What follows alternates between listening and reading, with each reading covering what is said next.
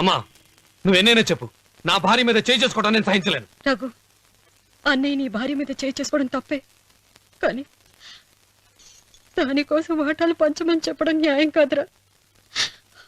నాన్న అన్నయ్యని కూడా తన వాటా తీసుకుని వెళ్ళిపోమంటున్నారు. కావాలంటే నేను నీ భార్య కాళ్ళు పట్టుకుని క్షమాపణ చెప్తానురా. అమ్మమ్మమ్మమ్మమ్మమ్మమ్మమ్మమ్మ, నేను 100 సార్లు మీ కాళ్ళు పట్టుకుంటాను. మా బతికేదో మమ్మల్ని బతకనివ్వండి. ఏంటి నించున్నారు? రండి, అక్కడ ఎదురు చూస్తున్నారు. చేసిందంతా చేసి కాళ్ళు పట్టుకుంటుందట మా అతను. నీ కన్నీళ్లకు రాళ్లు కరుగుతాయి గాని కన్నవాళ్లు కరగరు సీత. సీత, వాళ్ళు చిన్నపిల్లలుగా ఉండేటప్పుడు ఎంత సంతోషంగా ఉండేవాళ్ళం. వాళ్ళు పెరుగుతుంటే ఆ సంతోషం తరిగిపోతూ ఉంటుంది. వాళ్ళు మన భుజం దాటి పెరిగాక ఇక గడప దాటి ఎప్పుడు వెళ్ళిపోతారా అని ఎదురు చూడటమే మన పని. బాధపడ.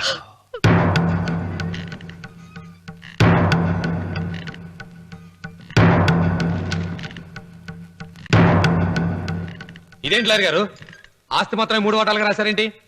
అమ్మ నగలో నాకు వాటా ఉందిగా. ఆ నగల గురించి కూడా దీంట్లో రాయండి.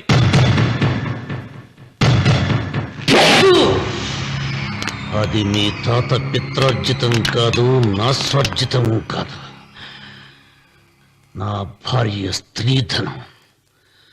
అందులో వాటా ఎవరికి రాదు, లేదు. ఓహో, అమ్మ గదిలోకి వచ్చేడిస్తే నా మీద ప్రేమ అనుకున్నాను. నగలివ్వాలని ఏడుపా. ఈ ఏడుపేదో నన్ను కనక ముందు ఏడవాలి.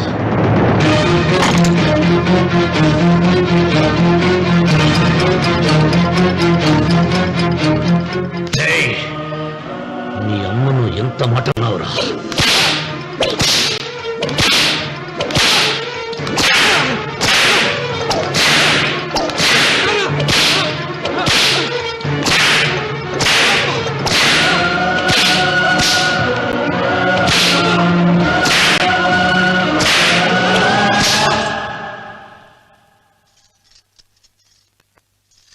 మీరేం పెద్ద మనిషండి? పెళ్ళైన కొడుకుని కొడతారా? ఆస్తి ఇవ్వడం ఇష్టం లేకపోతే ఇష్టం లేదు అని చెప్పండి. కూలి చేసుకుని బతుకుతాం, లేదా ఆలయం ముందు అడుక్కు తిని బతుకుతాం. ఇప్పుడు ఆయన మీ కొడుకు కాదు, నా మొగుడు. నా మొగుడిని కొట్టే హక్కు మీకు లేదు.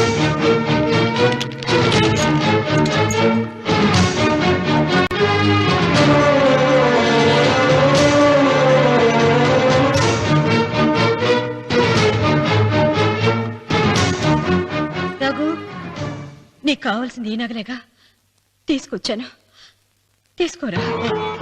వద్దమ్మా, వద్దు. కాదన్నయ్య. వద్దమ్మా, నా మాట విను. ఒక తల్లి కడుపును పుట్టకపోయినా నన్ను అన్నయ్య అని పిలిచావు. నా ఇల్లు నీకు పుట్టిల్లమ్మా. ఆడపడుచు బతికుండగా పుట్టిన నగలు పంచడం శుభం కాదమ్మా, శుభం కాదు. రే రఘు, ఆ నగలి బదులుగా నా పొలం, నా ఇంట్లో బంగారంతో నీకు ఇచ్చేస్తాను, తీసుకెళ్ళిపోరా. అలాగే లాయర్ గారు, అవి కూడా రాయండి.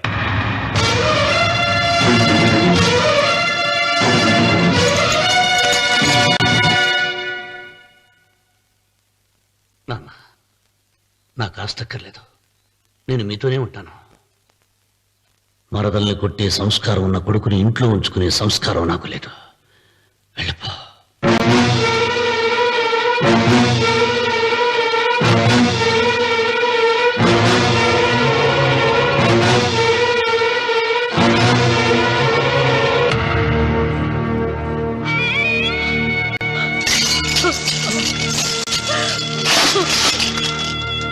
సీతమ్మ, అమ్మ సీతమ్మ, సీతమ్మ.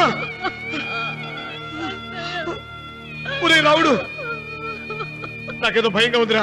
ఆ దేవుడి శాపం తగిలింది, లేకపోతే నీ కుటుంబం ఇలా ముక్కైపోవడం ఏంటి? నా మాట విను, వెళ్ళు. ఆ శివలింగాన్ని తిరిగి తీసుకొచ్చి యథాస్థానంలో ప్రతిష్ఠిస్తారా?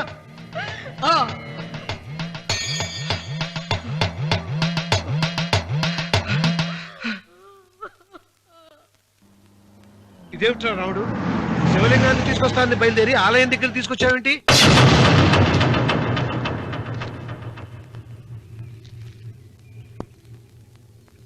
ఎలారా ఈ ఆలయాన్ని పడగొట్టాలి? ఎప్పుడురా సంబశివరా పొలం నా సొంతం అవుతుంది? వెంకన్న, నా పట్టుదల కోసం నేను ధరించిన ఈ నల్ల చొక్కా ఎప్పుడురా మార్చేది? ప్రతీకారం కోసం ప్రమాణం చేసి వేసుకున్న నా తండ్రి మొలతాడు ఎప్పుడురా నా మెడ నుంచి ఊడిపడుతుంది? వికనా, చెప్పరా ఆ ఆలయాన్ని పడగొట్టి ఉపాయం చెప్పు. ఇంత జరిగినా కూడా నీ అహంకారం తగలేదురా? నారు పొయ్యకుండా నీరు పెట్టకుండా ఈ ప్రపంచంలో పెరిగేది ఒక్కటే, అహంకారం. అది నా సొంతం.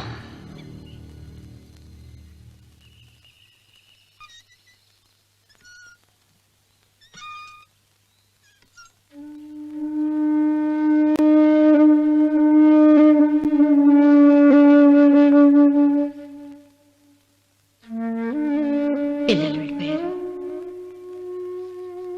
కోడళ్ళు వెళ్ళిపోయారు. వచ్చే రాఖీ పండుగ నాటికి ఇది కట్టడానికి నేను కూడా ఉండకుండా వెళ్ళిపోతానేమో. చిచ్చా, అవే మాటలమ్మా. నువ్వు నిండు 100 ఏళ్ళు బతకాలమ్మా. 15 రోజులు కూడా పిల్లలు లేకుండా బతకలేకపోతున్నదని 100 ఏళ్ళు ఎలా బ్రతకలన్నయ్య?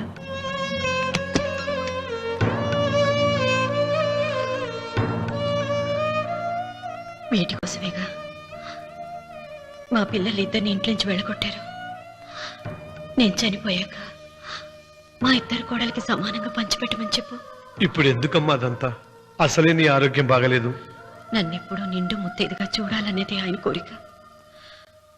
పోయే ముందు ఒక్కసారి నిండుగా అలంకరించుకోవాలని ఉందన్నయ్య.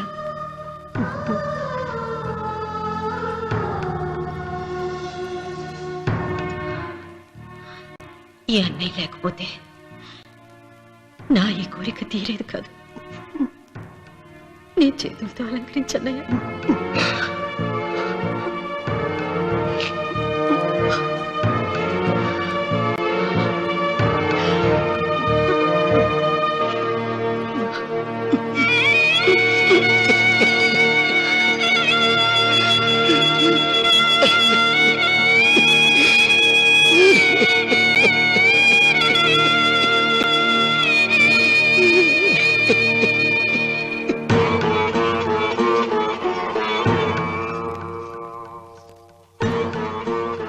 ఏమిటి సీత? వడ్డానం పట్టట్లేదు, సరిగ్గా పెట్టండి. పేరంటానికా? అర్థం ముందు అలంకరించుకుని కూర్చోవడం కంటే ఆడదానికి వేరే పేరంటే ఉంటుంది చెప్పండి. ఏమండి, మీరు ఉత్తమ జాతి స్త్రీ రెండో కోరిక కోరదు అన్నారు. అందుకే మిమ్మల్ని అడగలేకపోయాను. కానీ చనిపోయే ముందు నీ ఆఖరి కోరిక ఏమిటి అని అడుగుతారు. నా ఆఖరి కోరిక ఆ శివలింగాన్ని తీసుకొచ్చి ఇంటి ముందు ప్రతిష్ఠించండి. సీత, పళ్ళు గట్టిగా ఉంటాయని, నాలుక మెత్తగా ఉంటుందని మనం పళ్ళకే ఎక్కువ విలువనిస్తాం.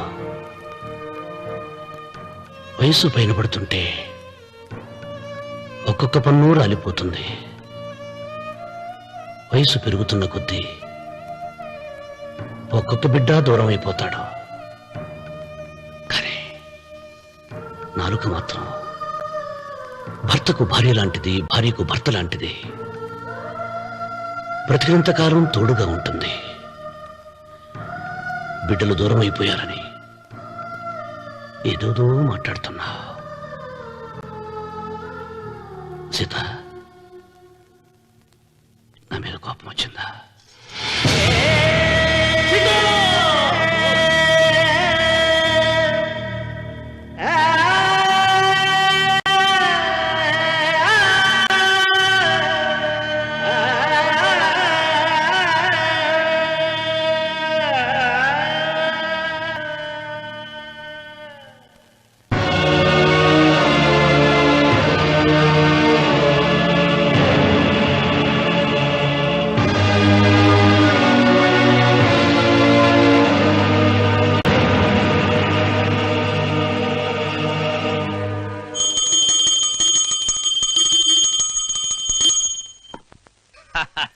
అక్కడ రామన్న చౌదరి చచ్చిన పేళానికి దీపం వెలిగించాడు, ఇక్కడ ఈయన అమ్మూరికి ఆరతి వెలిగించాడు.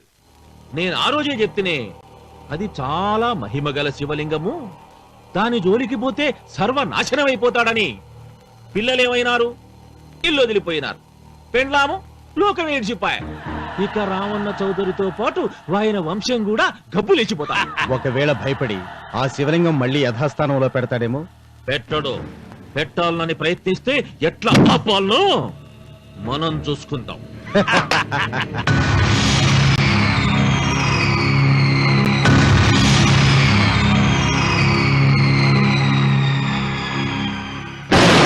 ఆలయాన్ని పడగొట్టించి ఆలయమే లేదు కాబట్టి ఇక పొలం ఎందుకని ప్రశ్నించి అప్పుడు నా స్వాధీనం చేసుకున్నాను. అమ్మవారి ఆలయాన్ని నువ్వు తాకలేవు.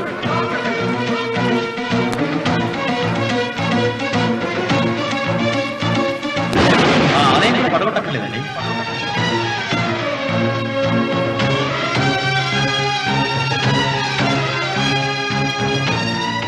నీ వంశం నిర్వంశమైపోతుంది.